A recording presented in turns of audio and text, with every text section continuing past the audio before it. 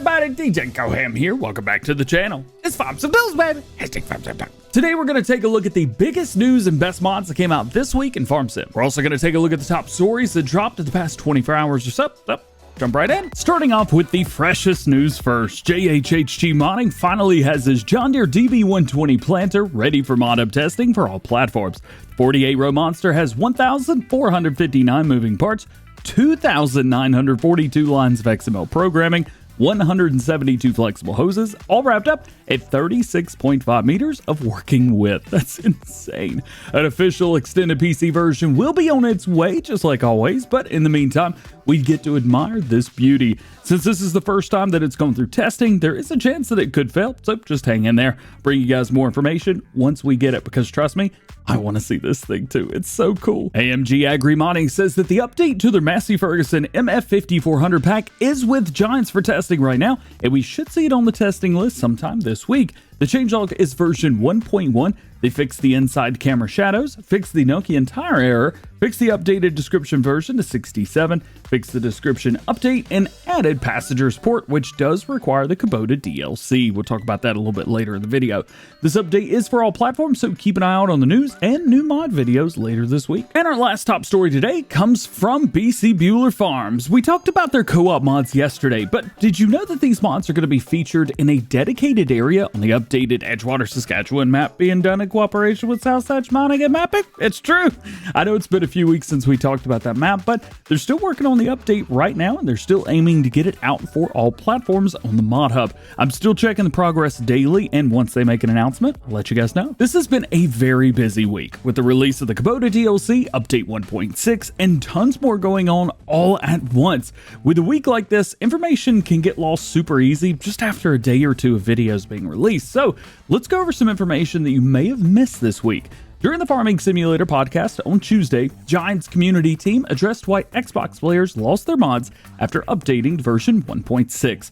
This is because they've worked with Microsoft to allocate a new storage location for mods, which unfortunately deleted all of your old mods and actually deleted the entire old location that was used for that data, meaning that they couldn't move over the mods to a new location. It's a bit of a double-edged sword. On one side, you've got twice as much storage now for mods, over 8 gigabytes. That's pretty crazy. But on the other hand, all your mods have to be re-downloaded because they're all gone. Some players also reported that their game saves were deleted, but this issue specifically is pretty easy to resolve actually. Just re-download the maps that you were using before, and those game saves should become active again. As long as that slot's still taken up on your game saves, you're good to go. Another issue that was reported was not being able to delete things in the build mode. Now, there's a few different ways to get around the normal way of doing it, but Giants are aware of this bug and will be fixing it in the next hotfix. Other than that, the only other issue that I've seen, at least big issue that I can replicate, is people's games lagging. This one is also really easy to fix. Just walk,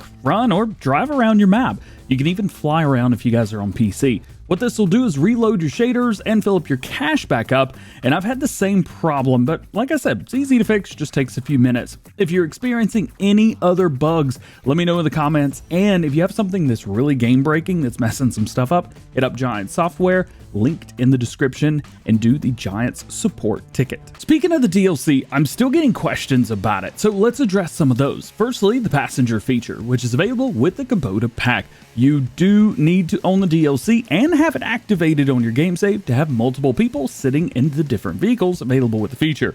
It will not work otherwise and doesn't work with everything in the game. It's only available with the Kubota DLC on selected pieces of equipment, but you can't get it any other way. Secondly, the Kubota clothing showing up in the extra content section of your mod hub. This is so that when you're playing a multiplayer, the players can still use the Kubota clothing without needing to have the Kubota DLC activated on multiplayer game saves or even in single player. However, in order to actually use and wear this clothing, you still need to own the DLC. You cannot get the clothing separately or put in a code to activate it, as it appears to work differently from the other codes in the game that unlock stuff. So it is not possible to cheat the system with this one, so to speak. The last thing in this section has to do with anyone that purchased the DLC on PlayStation 4 or PlayStation 5 on Tuesday. If you did, you may have noticed that Sony sent you a couple bucks back for the purchase. This is because they mistakenly had the DLC listed and charged players $15 rather than the $13 that the DLC should have cost. So if Sony sends you some money, this is why. And if they didn't send you any money back, that just means that you paid the correct price, so that's great news. Hopefully this helps answer the biggest questions that I've seen in the comments of the videos this past week. Alright, let's end today's video, or at least get halfway through the video, with the top 5 mods for all platforms that were released over the past week that you should 100% go download and try if you haven't already. The first one is the Kubota Equipment Pack from Iconic Upgrades. This pack features 16 different pieces of equipment that are rebranded to Kubota to resemble real-life equipment used by, well, Kubota. They're also matched perfectly with the tractors in the DLC so that you can have a virtually Kubota-only farm. But if you don't like Kubota, you should still give this mod pack a try because each mod can be debranded and painted to whatever color you want to make any other brand, minus the logo, of course. And if you ever have some unrealistic capacities or things that you've wanted to see, well, this has it too. We have unrealistic capacities for the spreaders, sprayers, and the seeder and planter. Iconic Upgrades is in the process of updating the pack right now to make it even better and streamlined so that you can work more efficiently without overworking the M8 tractor.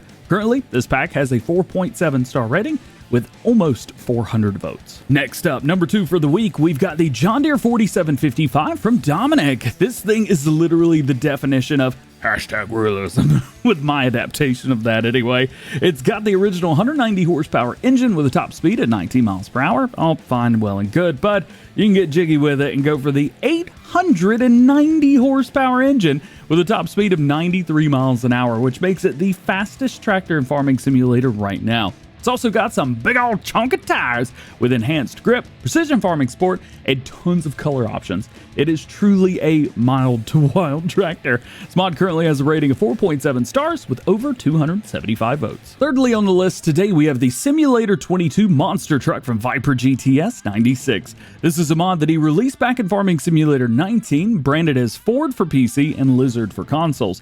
However, the FS22 version is upgraded quite a bit from the previous one. He's got a hidden trailer hitch on the back, just like the trailer. Just back it up, go boop, there it is. It just kind of magically appears. The truck bed also accepts fill types and will dump just like a tipper trailer. It also has tension belt support, and you can attach some seats to the back or a liquid tank. The seats are pretty cool because you can sit in them. Might not seem like much when you word it like that, but they support multiplayer without needing the Kubota DLC, which is a first for Farming Simulator on consoles, well, ever. This mod currently has a rating of 4.6 stars with over 400 votes. Here's a fun one. At number 4, we have the Long Reach Chainsaw from Yoast Modding. This thing is just stupid in the best ways possible. Yoast took the in-game chainsaws and equipped them with a reach of 20 meters, up from like 1 or 2 meters that they had before, something like that. The mod pack comes with modded versions of the Husqvarna, Johnsard, the McCullough, and the Steel, and is perfect for the console loggers out there especially. It's got tons of uses in single player and multiplayer, and even might be the perfect way to let out some stress in Farm Sim. Just cut down some of your neighbor's trees and pretend it wasn't you. Easy. This mod currently has a rating of 4.8 stars with over 110 votes. And rounding out the top 5 mods of the week, we've got the John Deere 8350 from the ARM team. This is a classic in Farm Sim, being one of the most popular mods from Farming Simulator 19, and its return was highly anticipated, and I'm really happy it's back. It's honestly a personal favorite of mine. You can even hook up multiple versions of them together and make a big V-shaped planter train. It's stupid cool. It's currently got a rating of 4.7 stars with over 130 votes. Alright, ending out the video today, I wanted to showcase the top mods of the week for all platforms, voted on by the community as a whole. This isn't a list I made up. This is just taking stats and putting them in order.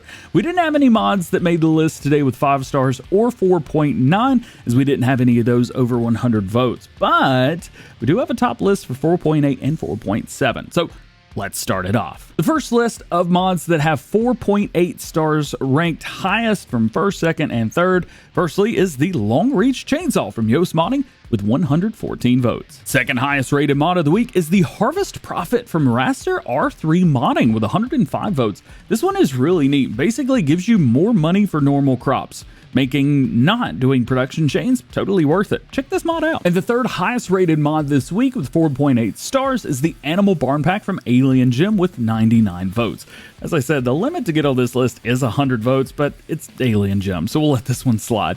This is the return of the Mercury Farms animal pens from 19, if you remember those. Check them out if you loved them back then. They're even better now. Making our way down to the top 3 mods with 4.7 stars. Firstly is the Kubota Equipment Pack with 390 votes. votes. Secondly is the John Deere 4755 from Dominic with 275 votes. And lastly, something a little bit different, the TrackFix safety trailer from NRX Eki with 200 votes. This thing is insane. I didn't think it would be that great, but people love it. So do I. And rounding it out today, we've got the top 3 mods that were voted on the most by you guys, which should be no surprise. We've already talked about all 3 of these. First is the Simulator 22 Monster Truck with 411 votes, which is insane. Secondly is the Kubota Equipment Pack, 390 votes. Again, insane. And thirdly, the John Deere 4755 with 275 votes, at least at the time of recording this video.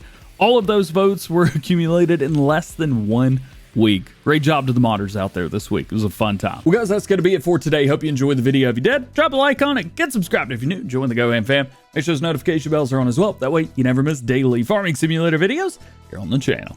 With that, hope you have a great day. We will see you later. Peace.